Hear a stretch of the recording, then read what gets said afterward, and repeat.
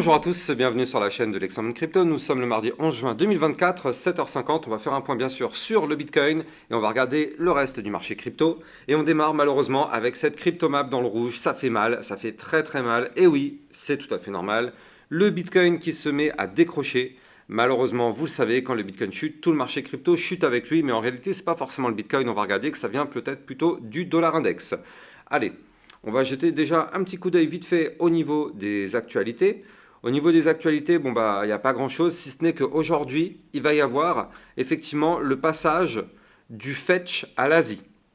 Vous le savez, pour tous ceux qui sont dans les crypto-intelligence artificielle, là, il y a le merge donc, entre le fetch, le océan et la GIX, et ça va se passer en 2 étapes.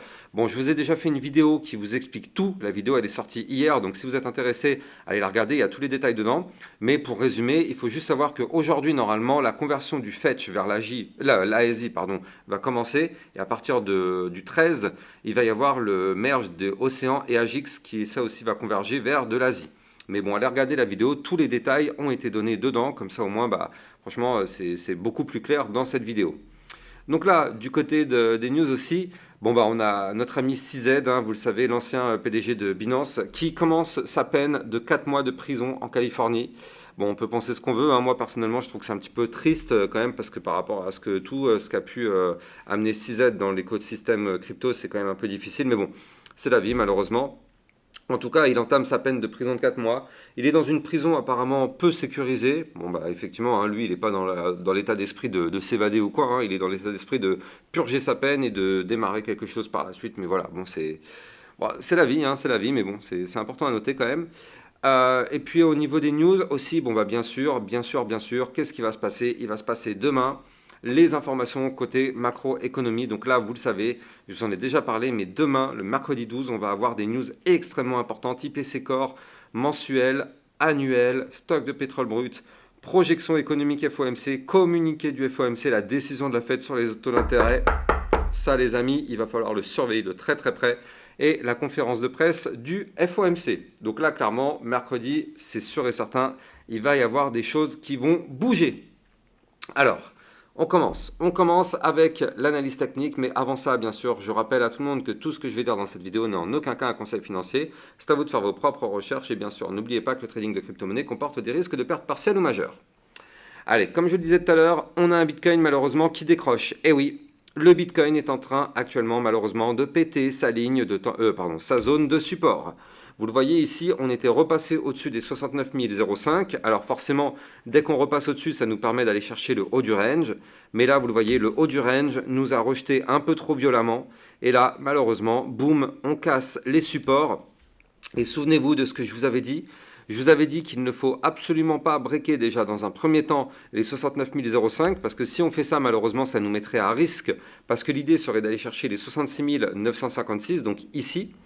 Et si on perd ce niveau clé, alors oui, dans ce cas-là, l'idée serait d'aller chercher le bas du range. Parce que je rappelle, bien sûr, sur notre Bitcoin, que nous sommes actuellement dans une phase de range et que si on n'arrive pas à breaker le range par le haut, donc ici, l'idée, c'est de rebondir pour aller chercher le bas du range. Donc là, si on perd le support des 66 956, malheureusement, on formerait par la même occasion un premier top en vue jour et un deuxième top, figure chartiste de retournement baissier.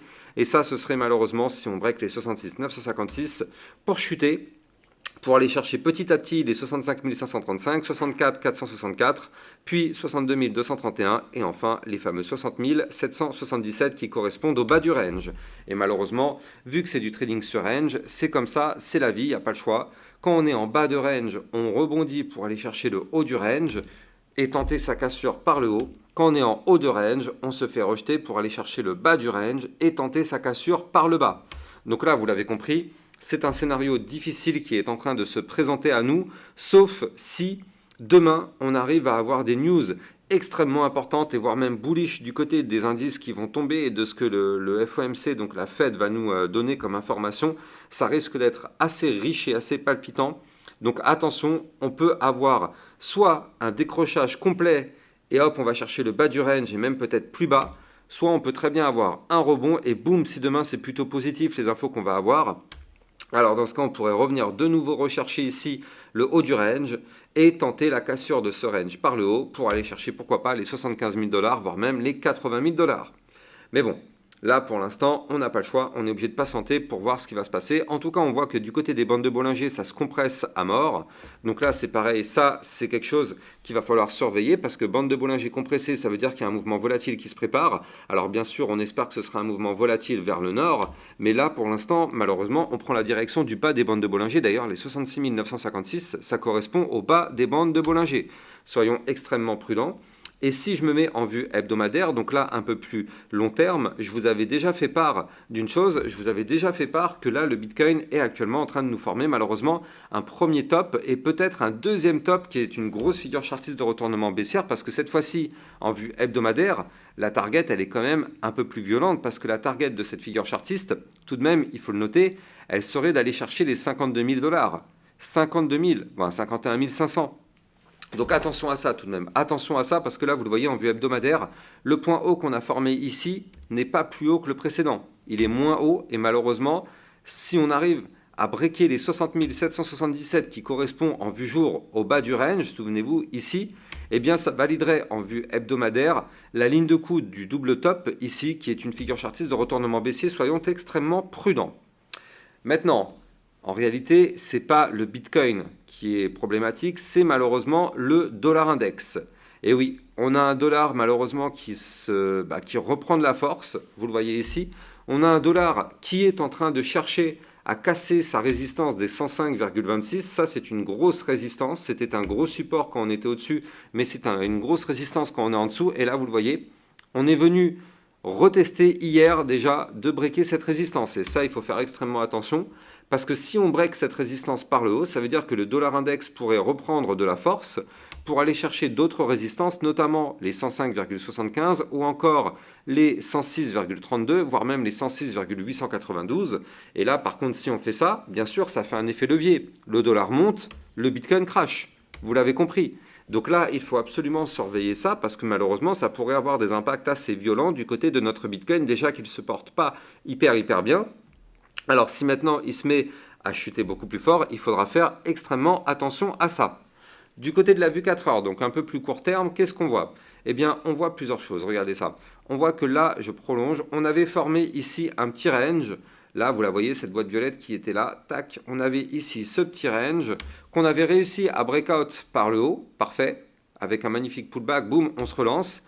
Et ici, malheureusement, on est venu consolider au-dessus. Hier, enfin oui, c'était hier, je crois, on avait fait une feinte, regardez, on avait fait une feinte de tenter la cassure du petit range qui était juste au-dessus, là, ici. On a fait une feinte de cassure par le haut, boum, malheureusement, réintégration, donc toujours avoir l'importance des pullbacks, hein. Cassure, pump, pullback, malheureusement, le pullback invalide, vu qu'il clôture de nouveau dans le range, boum. Ça, vous le savez, quand on réintègre par le haut, c'est pour aller chercher le bas. Qu'est-ce qui se passe? On va chercher le bas, on tente la cassure, on valide, et là, on réintègre malheureusement l'ancien range. Donc là, vu qu'on réintègre l'ancien range par le haut, et oui, malheureusement, vous l'avez compris, la théorie du trading voudrait qu'on aille chercher le bas du range. Alors, bien sûr, attention à ça. Attention à ça parce que là, on va avoir quand même un pullback. Vu que ici, on a breaké le haut de l'ancien range à 68 802 $, ici, donc là, ça augmente les probabilités de revenir retester ce niveau clé. Même si on n'arrive pas à le répéter par le haut, on peut très bien revenir le tester et dans ce cas-là, s'effondrer plus. Mais en tout cas, on devrait revenir le retester et voir comment ça se comporte. Est-ce qu'on arrive à clôturer au-dessus, dans quel cas ce serait plutôt intéressant, ou est-ce que malheureusement on fait cassure, crash, pullback pour mieux crasher et aller chercher les 66 956. On va surveiller ça de très près parce que là par contre ça risque d'être effectivement dangereux. Malheureusement, on a un Bitcoin qui n'est pas forcément au meilleur de sa forme actuellement et qui risque de nous former le double top ici pour aller chercher le bas du range. Donc clairement, c'est quand même un peu tristounet. Et là, bien sûr, on voit que derrière, on a tout un marché crypto qui suit le Bitcoin. Forcément, quand le Bitcoin crash, tout le marché crypto crash avec lui. Je vous referai un point peut-être ce soir si le Bitcoin nous fait des choses un peu plus intéressantes. Et dans tous les cas, demain matin, vous allez avoir une nouvelle vidéo concernant le Bitcoin en espérant vous annoncer des nouvelles un peu plus sympas. Mais bon, malheureusement, ça fait partie du jeu, hein. On ne peut pas tout le temps être dans la montée. Et puis en plus, on le sait, quand on monte, on finit toujours malheureusement par retracer. En tout cas, vous savez que moi, il y a le club Lexa Rocket dans lequel je vous fais d'autres vidéos, en plus que celles que vous avez actuellement sur YouTube. Donc hier, on a vu la crypto Notcoin, on a vu aussi le TrueFi, on a vu quoi? On a vu le Injective, enfin bref, si vous êtes intéressé par recevoir encore plus de vidéos, eh bien n'hésitez pas à venir rejoindre le club Lexa Rocket, vous avez le lien en description de cette vidéo. Et n'oubliez pas aussi, si vous voulez trader toute cette volatilité, vous pouvez utiliser mon lien de parrainage Binance qui vous permet d'obtenir un bonus à vie sur vos frais de trading et trader sur une plateforme sécurisée vu qu'elle est enregistrée auprès de l'AMF. Je n'ai plus qu'à vous souhaiter une excellente journée. A plus tard. Ciao, ciao.